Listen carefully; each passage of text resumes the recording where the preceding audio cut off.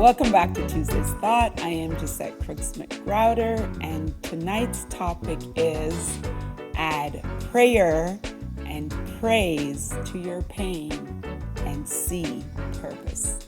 Go ahead, like, share, subscribe. Come on back.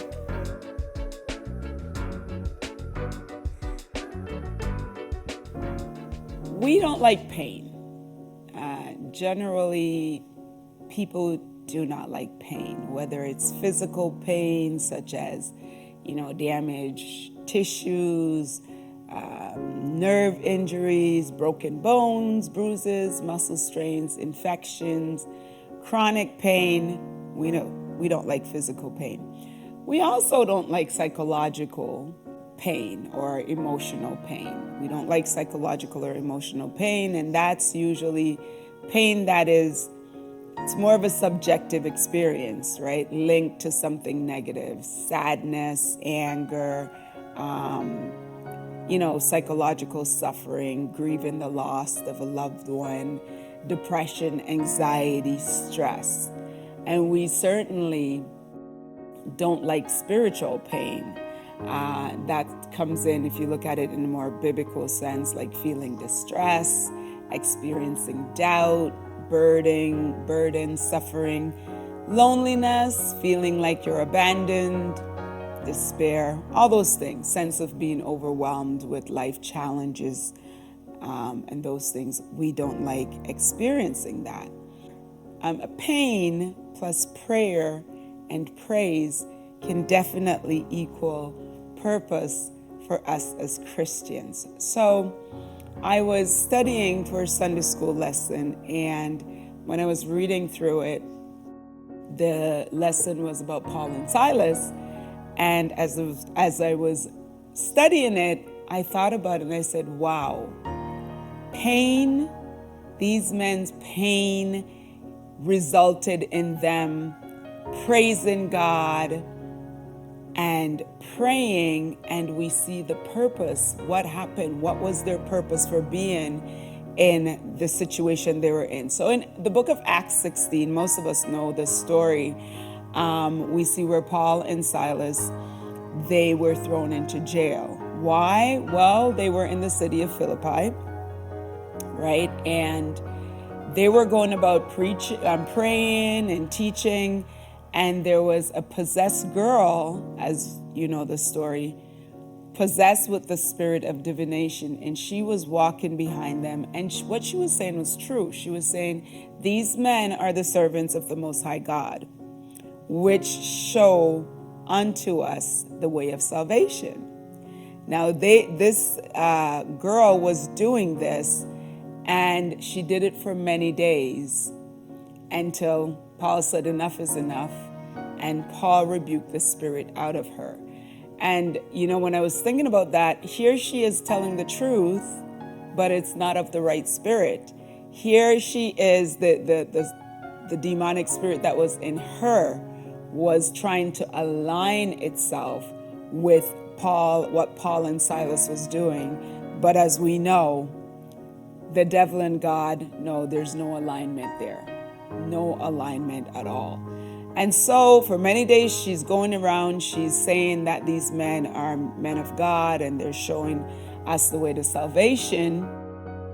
Paul rebuked the spirit out of her. Now this young lady happened to have some owners, and they would make money, as we know the story, make money from her because she would bewitch the people and tell the people things, and these things would come through and all of that. So people really believed in this young lady and that she has the power and the gifts and her owners and all of that.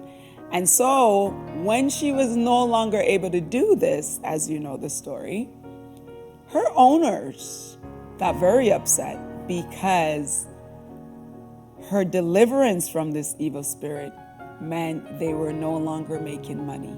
They were no longer making money off of her. And they said, we have to do something about this. So they took Paul and Silas to the authorities, and they made their case saying, they're teaching things that it's not lawful for them to do. And so we know what happened, right? Eventually, Paul and Silas were beaten. And then they were put in prison, they were put in stocks, and they were in the inner prison because the authorities wanted to make sure these men did not get away and that they were really punished. And I was thinking about it. So here they are in the middle. We know the story well. They started praising and praying, and we know that an earthquake came and all the doors of the prison were open. Everyone that was in stocks on their foot, wherever it was, and it's not like our handcuffs today, as you know, but all that they were in bonds, what happened, all fell off. So all the prisoners, everybody, if they wanted to leave, it could have happened, but we know that God didn't let them leave. But what I was thinking about is how these men must have been in pain, right? Because when you think of it, it talks about the jailer later on washing their cuts, and they were bleeding and all of that. And I'm thinking, these two men are sitting here in stocks. They can't move. They are in darkness. It's cold. It's probably dirty and dingy and all of that.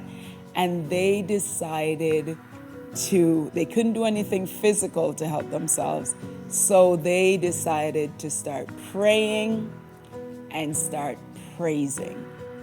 In doing this, they started focusing on Jesus instead of their situation. They started focusing on Jesus, on their, instead of all that they're going through. And I'm thinking, the whipping that they got, flesh probably came out. There were probably bits of flesh that came out. There were bruises, there were cuts. And if you've ever been in a situation where you got a cut, a bruise, or, stuff like that, and it starts to get stale, you know how painful that is. And these men didn't get like one little slap on the wrist. We're talking about a proper beating, if you want to put it that way.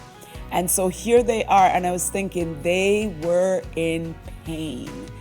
They were in physical pain. And in their physical pain, they couldn't do anything about their physical pain. They decided to do what? Add 2 more P's to it.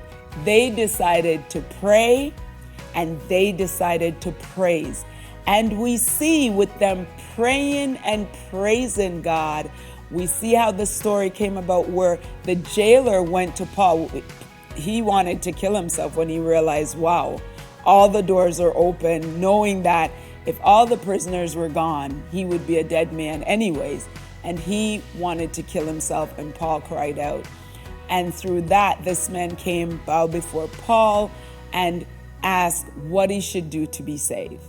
And we see that he and his household, Paul preached to him, teach them, and he and his household, they got saved. And so the purpose, right? The purpose of Paul and Silas being in that situation, being in their pain, when they prayed and when they praised, we saw what happened, and now we know the purpose while they were there in that prison, so that this man and his family could be saved. The same thing, a lot of times we are in pain and we don't understand, whether it's physical pain, emotional pain, spiritual pain.